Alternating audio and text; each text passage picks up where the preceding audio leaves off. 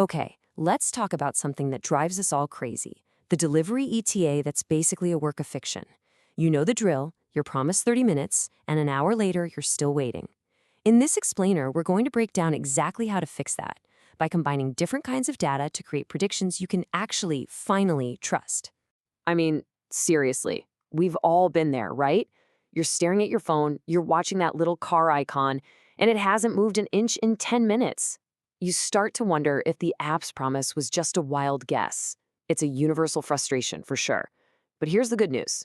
It's a problem with a data-driven solution. And this is the exact scenario we're going to solve. We'll use a fictional food delivery app we're calling Hungry Now. That 22-minute gap you see on the screen, that's not just a minor annoyance. It's a failure to use data effectively, and we're about to fix it. So, what's our mission? It's simple, really. We need to take all the separate, messy, disconnected pieces of information this company has and weave them together into a single, reliable picture of what's actually happening out there on the streets. You know, in the data world, we have a name for this. We'll call it K10 data combination. All it really means is taking data from a bunch of different places in all sorts of different formats and creating one unified source of truth.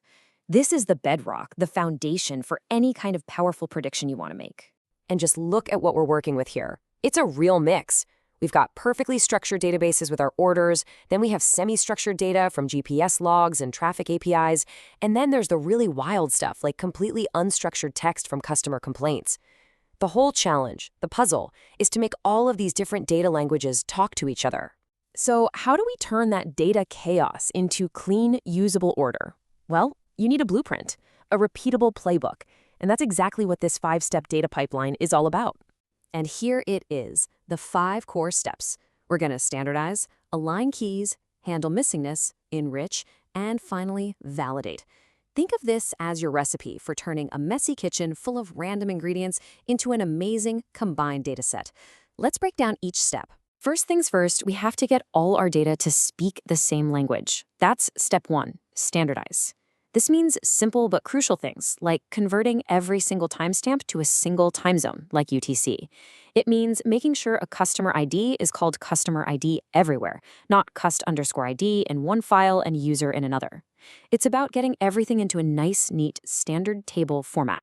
All right, once our data is all speaking the same language, we can start connecting the dots. That's step 2, aligning keys. Sometimes this is super easy. You just match records using a shared order ID. But other times you have to get a little more clever, like matching a driver's GPS ping to an order by finding the closest event in time. Now, for a little dose of reality, your data will never be perfect. It's not going to happen. Step 3 is all about how you handle those inevitable gaps. You need a clear strategy. Are you going to fill in an estimate? Are you going to remove the record entirely? Or maybe just flag it? Because if you just ignore the missing bits, they will absolutely come back to poison your results later. Okay, this is my favorite step, enrichment. This is where the real magic happens. We're going beyond just gluing data together, and we're actually creating new intelligence. So for example, we can take raw weather data and create a simple but incredibly powerful new column, a little flag that just says is_rain. A single feature like that can dramatically improve a model's predictions.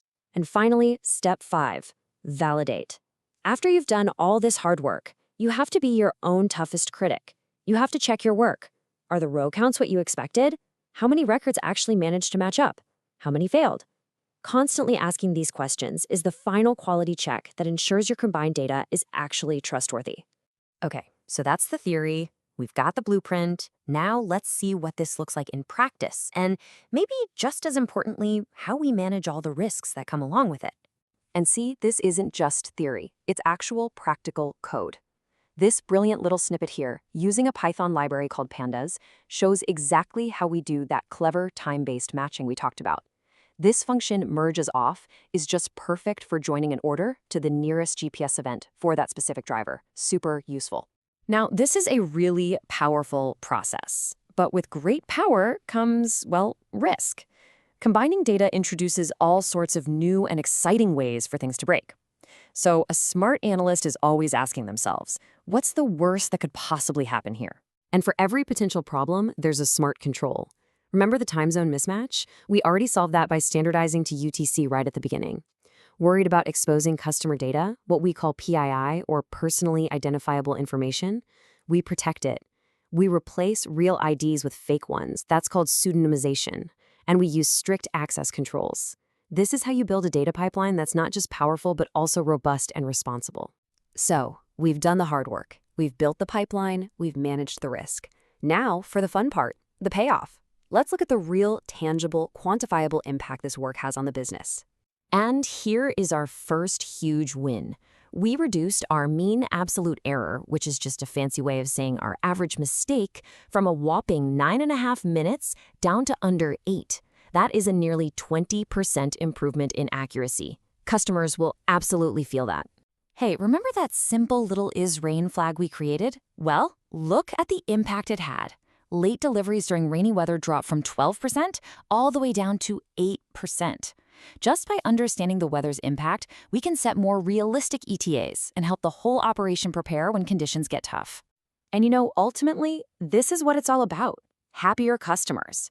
That number represents an 18% reduction in complaints related to delivery times for every 1,000 orders.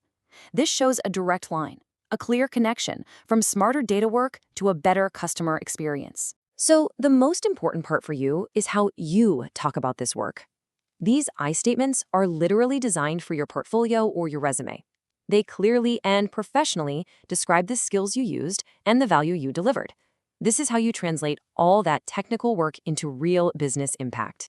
If you take just one single thing away from this whole explainer, let it be this. Look, anyone can analyze a single, clean spreadsheet. But the real value, the moment analysis goes from just being good to being genuinely useful, is when you can skillfully combine multiple, messy data sources into a single, powerful source of truth. So, we've used this 5-step blueprint to fix the ETA problem for Hungry Now. But this exact same technique can be applied to almost any business problem you can think of. So the final question isn't for me, it's for you. Now that you have the blueprint, what are you going to solve next?